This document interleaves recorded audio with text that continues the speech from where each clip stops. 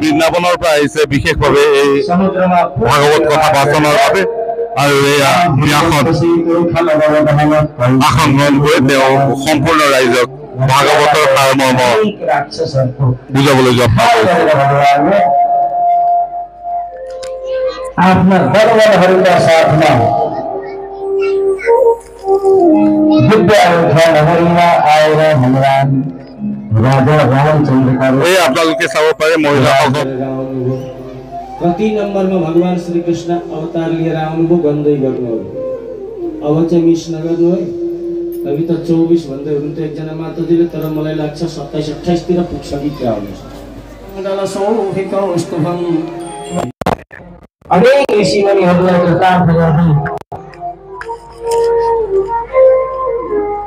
रावण आउँछ, सीताजीको हरण गरेर लिएर जान्छ। माजीबाट को हुनुहुन्थ्यो? मरी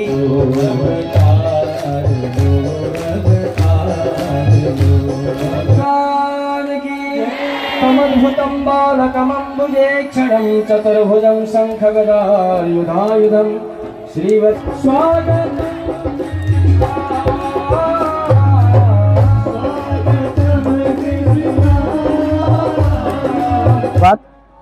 আমাৰ ইয়াত বৃহৎ ডাঙৰ হোৱাযজ্ঞ আমাৰ দেউতা প্ৰয়াত নৰবাদুৰ মহাদেৱৰ স্মৃতিৰ যোৱা 19 আগষ্টৰ পৰা 2024 পৰা 26 আগষ্ট 2024 লৈকে আমি পাতিছোঁ। এই ভাব্য অনুষ্ঠানত আমি বৃন্দাবনৰ পৰা ব্যাস পণ্ডিত মুকুন্দ চৰণ মহাৰাজী মাতি লৈ আৰু আমাৰ স্থানীয় পুৰোহিতক মাতি লৈ 7 দিনীয়া হোম যজ্ঞ আৰু লগতে ভাগৱত পাঠ কৰি আছোঁ। ইয়াত আমাৰ সমূহ ৰাইজৰ উপস্থিতি ভাল হৈছে আৰু সকলো সহায় সহযোগ পাই মই আনন্দিত হৈছোঁ।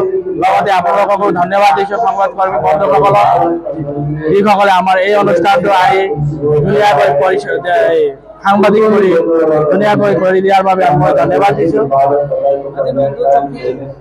আজি নন্দ উৎসৱ আমাৰ কৃষ্ণ ৰেডি হৈ আছে, কৃষ্ণ ওলাবই অলপ পিছতে আৰু নন্দ উৎসৱত মই নথৈ আনন্দিত।